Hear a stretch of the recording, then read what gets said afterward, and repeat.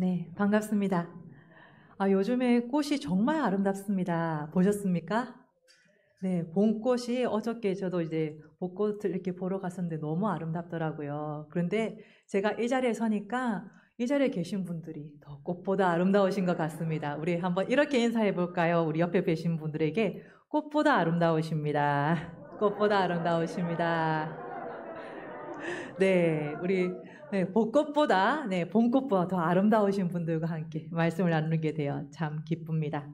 지금 1년 중에서 생명력이 이제 가장 왕성한 달이죠.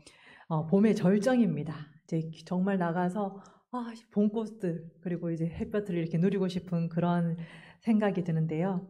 우리가 한 해 한 해 나이가 들지만 그렇지만 봄이 돌아올 때마다 여전히 마음이 설레고 또 기쁨이 샘솟는 것 같습니다.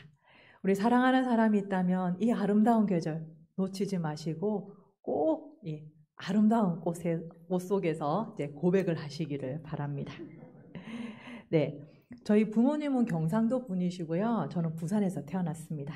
그래서 이제 경상도 하면 이제 그 느낌이 오지 않습니까? 이제 별로 표현을 하지 않는 저희 식사 시간은 이제 거의 수도원도 아닌데 이제 침묵의 시간들 그런 시간으로 주로 식사를 하는데 그래서 저희는 이제 그렇게 표현을 잘 하지 않는 저희 좀 가족이 그랬었어요. 그래서 잘하면 당연한 것이고 넘어가고 이제 못하면 이게 좀 야단을 듣는 그런 적이 많았었는데 나중에 어머니께서 고백을 하시더라고요. 사실은 우리 어머니도 이제 외할아버지, 외할머니로부터 그렇게 칭찬을 받아본 적이 없어서 내가 칭찬할 줄을 몰랐다.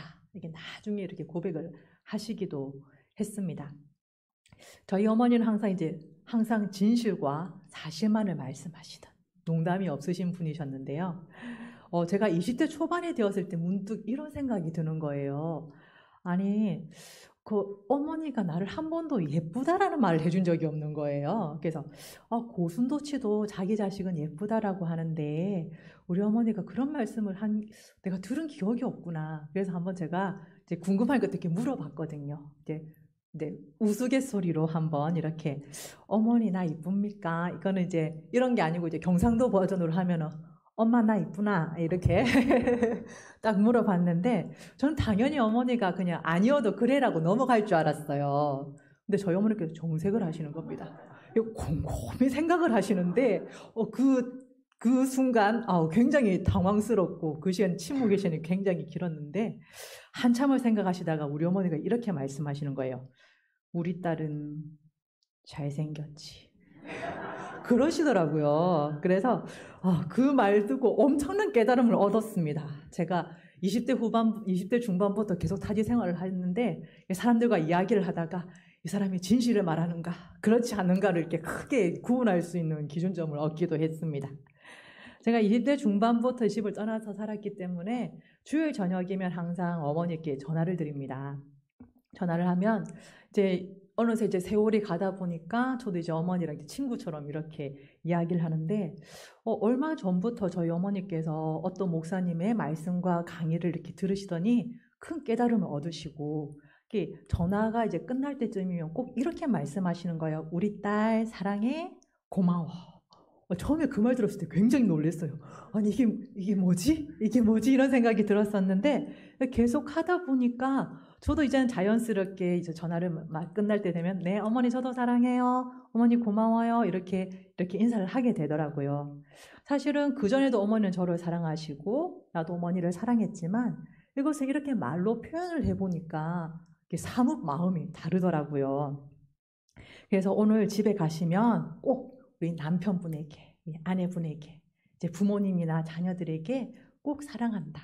꼭 말씀해 주시기를 바랍니다. 고백하는 것과 고백하지 않는 것은 어마어마한 차이가 있습니다. 이 남자와 여자가 아무리 썸을 타도 고백을 하지 않으면 아무 사이도 아니거든요. 근데 고백을 하면 이제 우리 육녀자들 분들처럼 이제 어마어마한 다른 역사들이 일어나기도 하죠. 표현되지 않는 마음은 존재하지 않는 마음과 다르지 않습니다. 그리고 예수님도 그 고백을 굉장히 중요하게 생각하십니다. 예수님은 제자들을 부르시고 그리고 함께 먹고 생활하면서 예수님이 어떤 분이신지를 제자들에게 보여주셨습니다. 비록 직접 대놓고 나는 하나님의 아들이다. 내가 세상을 구원하기 위해 왔다. 이런 말씀은 안 하셨지만 그렇지만 하나님만이 하실 수 있는 그런 능력들을 보여주셨습니다.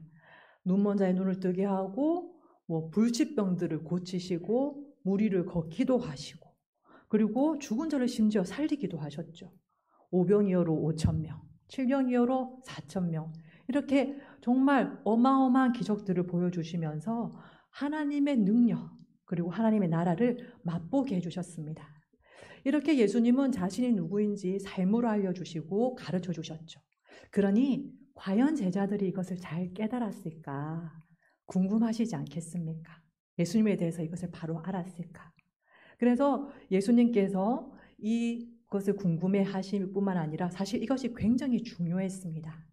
그래서 오늘 말씀에 보면 이스라엘 북쪽 끝에 있는 가이사랴 그리고 빌립보의 가이사랴 마을들로 지나시면서 예수님께서는 이제 남쪽으로 가셔서 예루살렘에 이제 십자가 고난을 당할 준비를 하고 계십니다.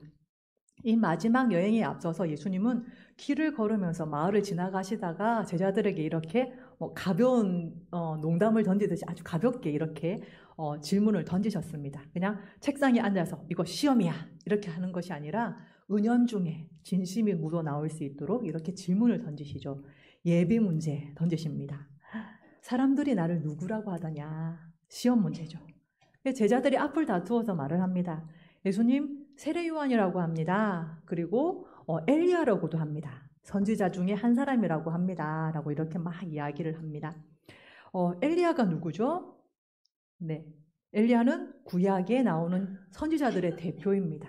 우리가 엘리야 하면 생각나는 거는 갈멜산에서 불을 내리는 그런 대결도 벌이고 그리고 죽음을 보지 않고 이제 불말과 불술에 갈라진 그 사이에 회오리 바람을 타고 이제 하늘로 들림을 받는 그런 어마어마한 하나님의 능력을 나타내는 선지자이기도 했고요.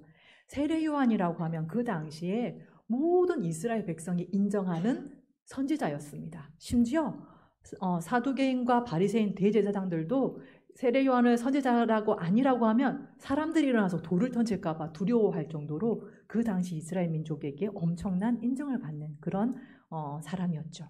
그리고 이제 조금 예수님을 이렇게 약간 밑으로 이렇게 그렇게 조금 작게 평가하면 그래도 최소한 예수님은 선지자라고 합니다. 그래서 하나님의 말씀을 전하는 사람이다라고 합니다. 그러자 예수님께서 이제 이렇게 물으시죠. 그럼 너희는 나를 누구라고 하느냐? 이 질문은 곧 나는 너희에게 누구냐 하는 질문입니다.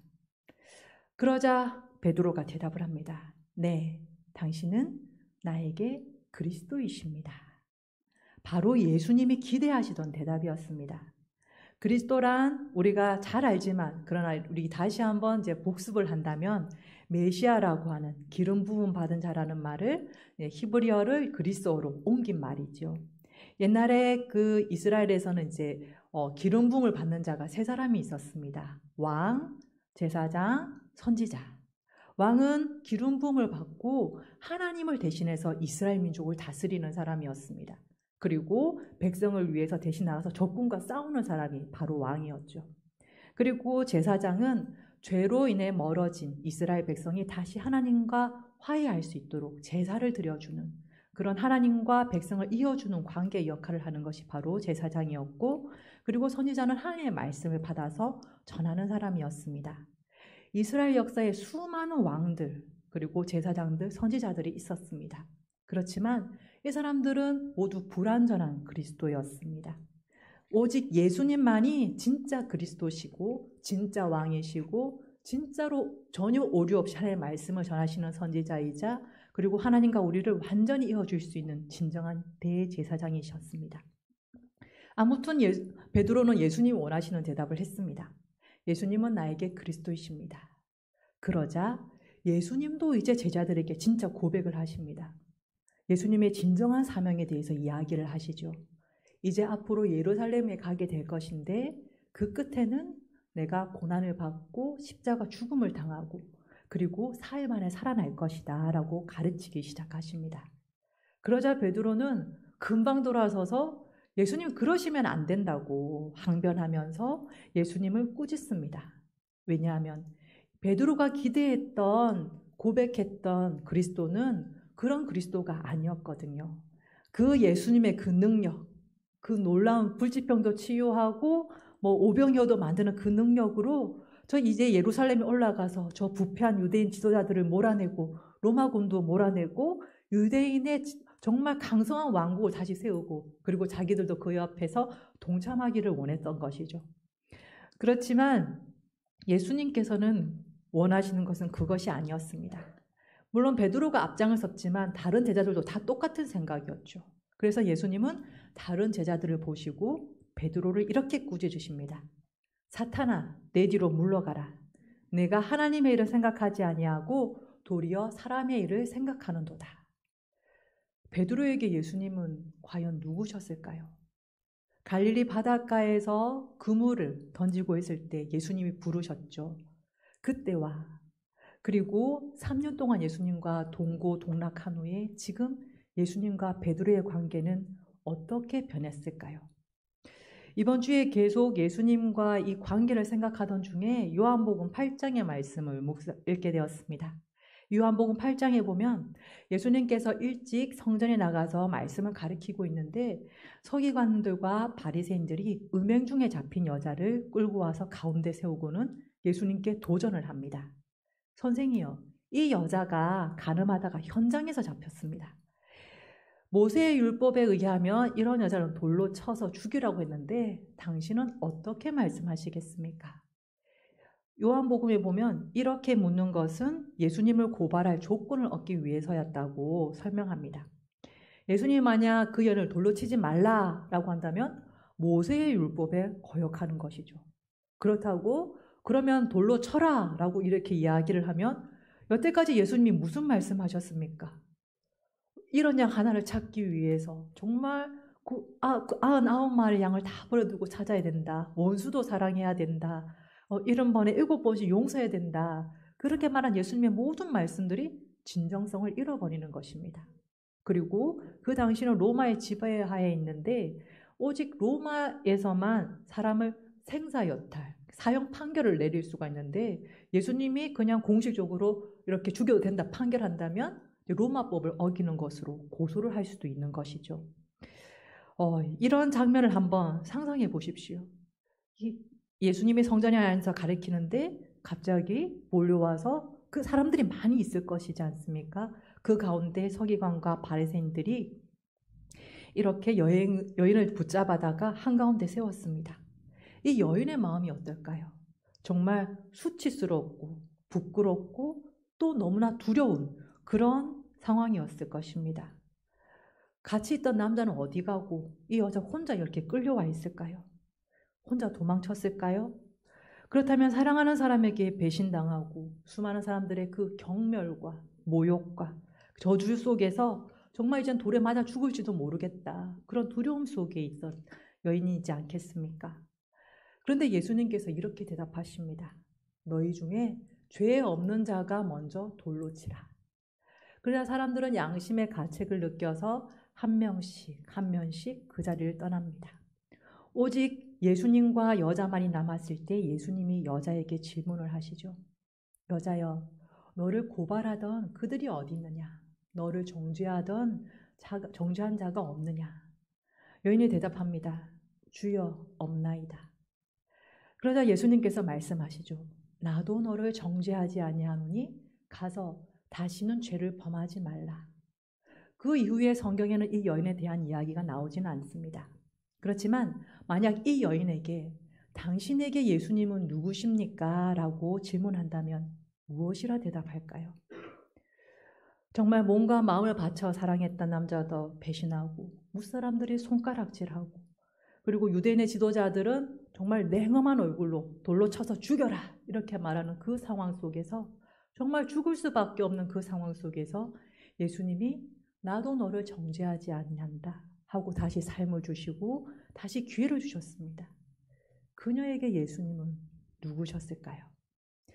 오늘의 설교를 준비하면서 처음 예수님을 그리스도라고 고백했던 그때를 한번 생각하게 되었습니다. 그때가 저희가 한 중학교 1학년쯤 되었는데요. 그래서 지금 이렇게 따라온 시간을 보니까 벌써 30년이 넘었더라고요. 제가 이렇게 나이를 많이 먹었어요. 깜짝 놀랐는데 그때와 지금 예수님의 관계는 얼마나 바뀌었을까? 예수님에게 나는 누구인가? 이것을 다시 한번 깊이 생각하게 되었습니다. 이 자리에 계신 분들도 아마 다 그런 때가 있었을 것입니다. 베드로처럼 자신 있게 예수님은 나의 구주시며 그리스도이십니다. 그때가 있었을 것입니다. 또 가늠하다가 현장에서 붙잡힌 여인처럼 정말 너무나 수모와 창피를 당하고 정말 죽을 수밖에 없는 절체절명의 순간에 예수님으로부터 구원을 받은 그런 경험을 했던 때도 있을 것입니다. 그때로부터 10년, 20년, 그보다 더 오랜 세월이 지난 지금 여러분은 예수님을 누구라고 고백을 하십니까? 예수님은 누구십니까? 저는 지난 12월에 이제 안산에 있다가 이제 서울로 이사를 오게 됐습니다. 오류동에 이사를 했는데요.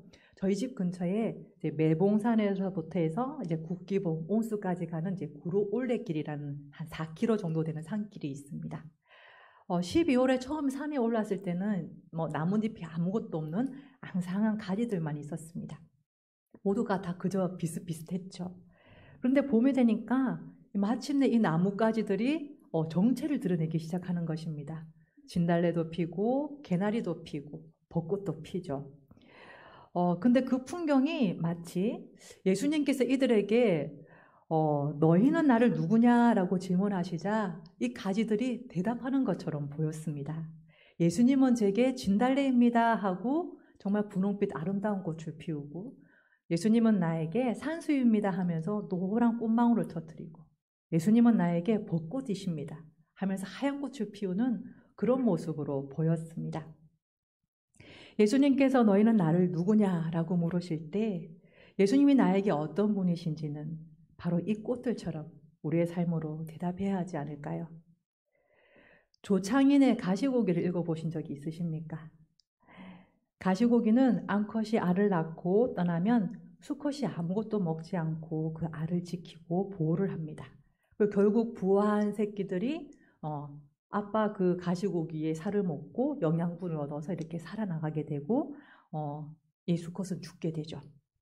이 소설에는 가시고기처럼 아내가 이혼하고 떠난 후에 백혈병에 걸린 어린 아들을 구하기 위해 자신의 모든 것을 내어주는 한 아버지의 이야기가 나옵니다.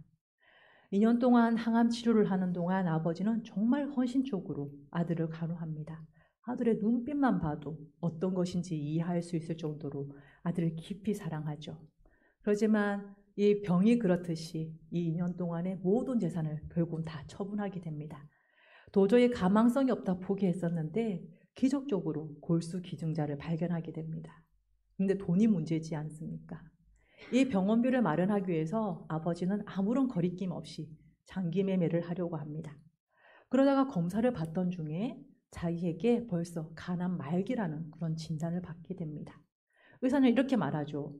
그래도 지금이라도 급히 당장 수술하면 살 수 있다.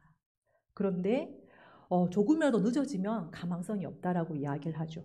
그렇지만 지금 아들은 이제 골수 이식을 받아야 하는 상황입니다. 그 장기간 동안 아버지가 옆에서 함께 응원해주고 싸워주고 그래서 마음을 굳게 다잡지 않으면 이 과정을 견딜 수가 없는 것입니다. 그래서 이제 선택을 해야 되는 것이죠. 자신의 목숨이냐 아들의 목숨이냐. 아버지는 고민도 하지 않고 아들의 목숨을 선택을 합니다. 그리고 그 병원비를 위해서 자신의 몸을 그냥 신약 개발하는데 정말 실험용으로 이렇게 계약서를 쓰면서 돈을 마련하고 그리고 극심한 부작용을 견디면서 아들을 응원합니다. 이식 수술은 성공하고 아들은 완치가 됩니다. 이 소설을 읽는 동안 이 아버지의 마음이 꼭 하나님의 마음과 같다라는 그런 생각이 들었습니다. 모든 것을 내어주고 심지어 십자가의 목숨까지 내놓으신 예수님의 마음과 같다 그런 생각이 들었습니다. 그러나 한 가지 다른 것이 있다면 우리 하나님은 전능하신 분이시며 아들을 정말 이 아버지는 그냥 아들을 돌보는데 한계가 있고 결국 죽음으로 끝나지만 우리 하나님은 전능하시고 예수님은 죽으셔도 다시 부활하신다는 것이죠. 아들을 위해 장기도 팔려고 하고 자신의 목숨도 내어주려는 아버지처럼 하나님이 우리를 나를 이처럼 사랑하시는데 이 세상에서 우리가 두려워할 것이, 걱정할 것이 무엇이 있겠습니까? 이번 주는 교회가 1년 내서 특별히 1년 중에 예수님의 십자가의 고난과 죽음을 묵상하는 고난 주간입니다. 2000년 전 오늘 예수님은 예루살렘 성에 입성하시고 목요일 밤에는 가룟 유다의 배신으로 체포당하고 금요일 날에는 부당한 재판을 받고 채찍질을 당하고 십자가 사형을 당하셨습니다. 그리고 3일 뒤에 다가오는 이제 부활절에 다시 부활하시죠. 예수님은 우리에게 어떤 분이시며 어떤 분이 되고자 하셨는지를 십자가의 고난과 죽음 그리고 부활로 표현하셨습니다. 예수님은 우리를 죄에서 구원하시어 새 생명을 주는 그런 자가 되기를 원하셨습니다. 그것을 위해서라면 기꺼이 모든 모욕과 고통과 죽음도 감내하는 자가 되고자 하셨습니다. 가시고기처럼 모든 것을 내어주셨죠. 그리고 우리에게 물으십니다. 너희는 나를 누구라고 하느냐? 너희에게 나는 누구냐? 내일부터 고난주간 특별 새벽기도회가 시작이 됩니다. 예수님이 돌아가신 금요일에는 성금요 예배도 있습니다. 이 새벽 기도회와 금요 기대에 오셔서 예수님이 여러분에게 누구신지 정직하게 고백하실 수 있기를 바랍니다. 그동안 우리의 믿음은 코로나라는 겨울 속에서 정말 움츠린 앙상한 나뭇가지와 같았다면 이제는 봄바람에 피어나는 새순과 꽃잎으로 표현되고 드러낼 수 있기를 삶으로 고백하는 저와 여러분이 되기를 간절히 바랍니다.